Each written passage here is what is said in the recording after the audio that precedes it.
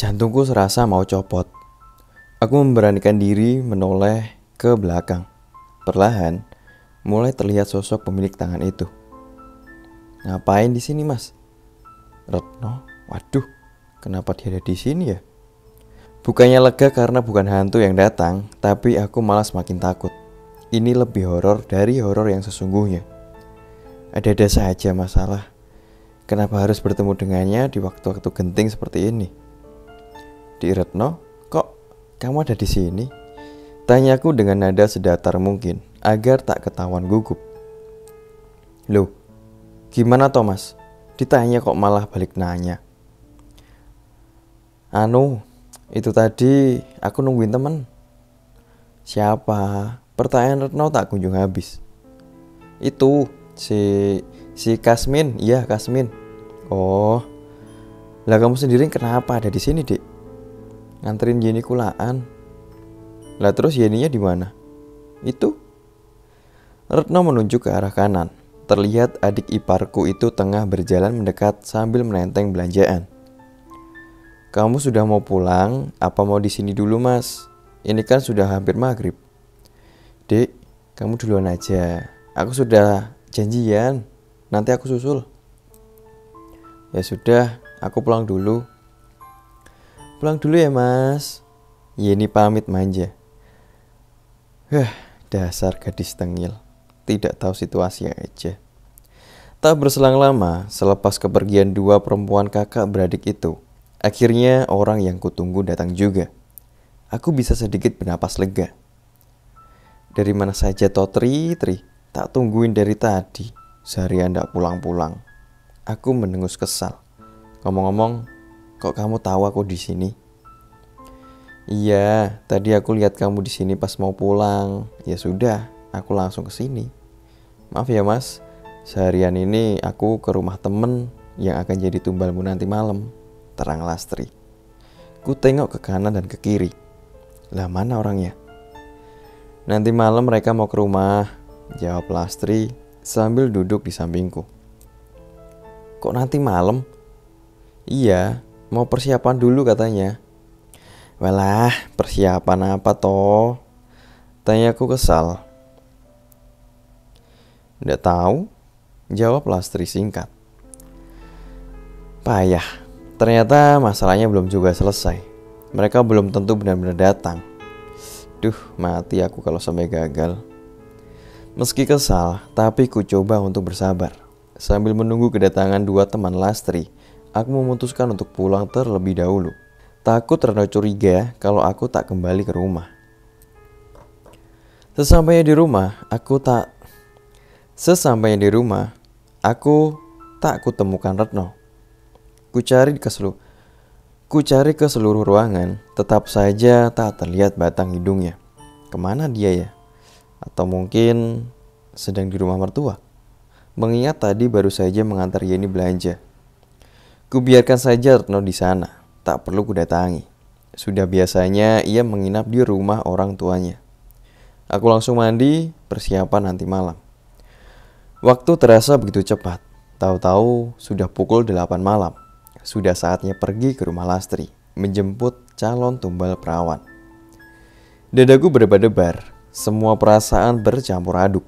Semangat untuk bisa mendapat kekayaan, semangat karena mau meniduri 3 perawan sekaligus, bercampur aduk dengan perasaan takut ketahuan oleh orang lain, terutama Retno.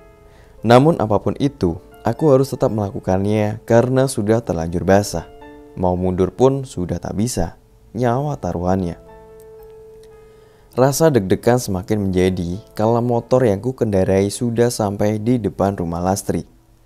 Di teras yang remang-remang, samar terdengar beberapa wanita sedang berbincang-bincang. Entah membicarakan apa karena tak terlalu jelas. Usai melepas helm dan meletakkan di spion, aku berjalan ke teras sambil memperhatikan 2 orang yang duduk di sana. Dari kejauhan mereka belum terlihat jelas, namun semakin dekat, 2 wanita itu mulai bisa ku tangkap sosoknya. Siapa mereka? Dada terasa berdebar-debar, dan saat mereka menoleh, Ya ampun. Lastri mengerjaiku rupanya. Gila, dua perawan yang ia janjikan ternyata amat sangat jauh dari ekspektasiku. Aku bahkan hampir membatalkan ritual pesugihan kalau tak terancam akan mati. Itu sungguh menyebalkan. Melihatku datang, Lastri dan dua temannya langsung menyambut. Mas Bagas, kenalin, ini teman-temanku. Yang ini namanya Mbak Sumiati. Seseorang yang ditunjuk oleh Lastri segera mengulurkan tangan. Sebenarnya aku amat malas menjabat tangannya, tapi terpaksa kulakukan agar rencanaku tak gagal. Kutatap wanita itu dari atas sampai bawah. Usianya sekitar 45 tahunan. Mungkin lebih. Terlihat dari kerut di wajahnya yang sudah mulai jelas. Tubuh pendek dan berlemak di mana-mana. Rambut ikal sebahu dicat pirang. Sungguh tidak cocok dengan warna kulitnya yang hitam. Dia memakai celana jeans dan kaos lengan pendek warna kuning super ketat. Hingga gumpalan daging terlihat jelas tercetak. Persis seperti kepompong.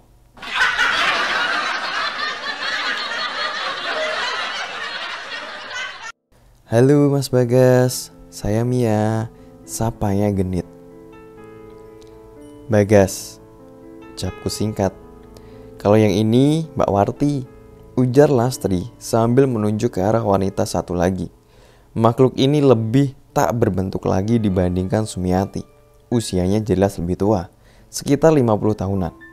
Giginya sudah ada yang ompong. Badannya sedikit lebih tinggi dari Sumiati, tapi lemaknya lebih banyak. Mungkin bisa dijual dan laku dengan harga tinggi jika ia seekor sapi.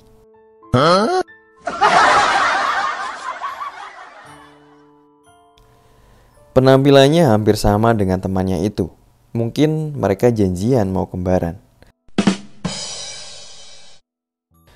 Ku terima jabat tangan Warti dan secepat kilat melepasnya. Kalau terlalu lama, bisa-bisa tanganku remuk di remasnya. Sekali lagi ku pandang mereka berdua. Astaga, makhluk apa ini? Lastri benar-benar membuatku gila. Mungkin memang benar mereka masih perawan. Tapi, rasanya ingin menangis saja. Haruskah ku tiduri mereka? Apa mereka memenuhi kriteria sebagai tumbal? Entahlah. Setelah berbasa-basi sebentar, kami lalu bersiap pergi ke sebuah hotel melati di tepi pantai yang jaraknya sekitar 12 km dari rumah. Aku dan Lastri berboncengan, sedang dua makhluk jadi-jadian itu naik motor mereka masing-masing. Di sepanjang perjalanan, Lastri menempel erat tubuhku. Rasanya hangat, senangnya.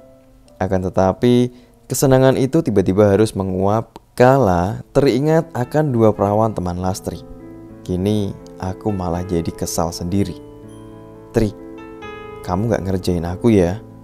Tanyaku ketus sambil terus mengendarai motor. Maksudnya? Nggak usah pura-pura nggak ngerti toh. Maksud kamu apa bawa ondel-ondel dua itu? Masa kamu tega lihat aku nganu sama mereka?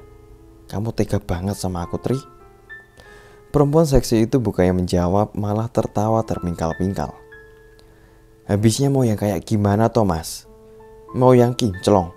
Ya susah. Sudah mending ada yang mau daripada gagal. Kamu tuh ya, paling-paling ini cuma akal bulusmu. Kamu niat ngerjain aku kan? Enggak, Mas. Lah stok perawan yang ada dan mau diajak kerjasama ya cuma mereka berdua. Mau gimana lagi? Semprul, aku sudah tak bisa berkata-kata lagi. Tak ada yang bisa dilakukan untuk merubah keadaan. Waktu sudah hampir habis. Hanya ada dua pilihan yang tersisa. Maju terus atau mundur dengan terancam akan mati. Dan aku pilih yang pertama. Meski berat, tapi setidaknya masih ada Lastri yang bisa jadi madu sebagai penawar dua racun itu. Setelah memakan waktu sekitar 30 menit, akhirnya kami sampai di tempat tujuan. Sebuah hotel kelas melati di area pantai Laut Selatan. Tempat yang biasa digunakan para muda-mudi atau pasangan selingkuhan saling memadu kasih. Kami bergegas masuk, check-in lalu ke kamar. Aku hanya pesan satu kamar biar irit. Namanya juga hotel melati. Tak ada aturan ketat. Yang penting bayar. Ada uang, kami senang.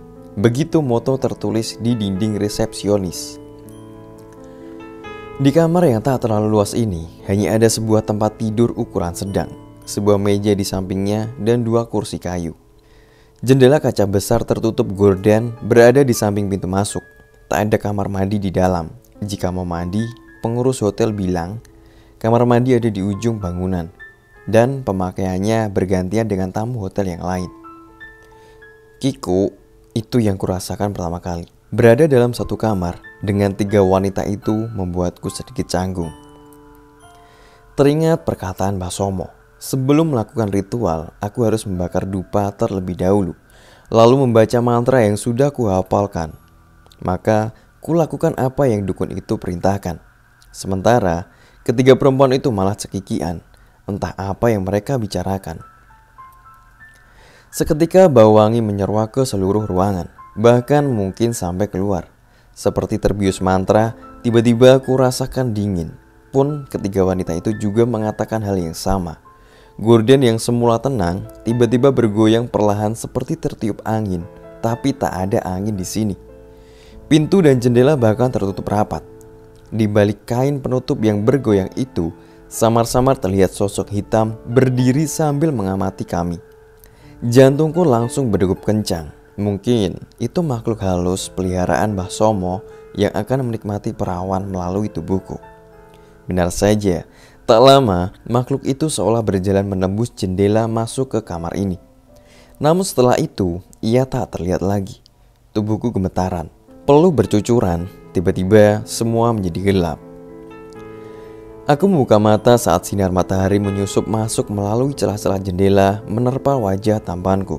Aku termenung sejenak mengumpulkan kesadaran. Beberapa detik kemudian, aku baru teringat sedang berada di sebuah hotel bersama 3 orang perempuan. Aku bangkit dan duduk, lalu mengedarkan pandangan ke seluruh ruangan. Tak ada seorang pun kecuali diriku sendiri. Kemana 3 tumbalku? Dan kenapa pula aku tak mengenakan pakaian selembar pun? Aku sama sekali tak ingat apapun tentang kejadian tadi malam. Ada apa ini? Kita lanjut di part 5.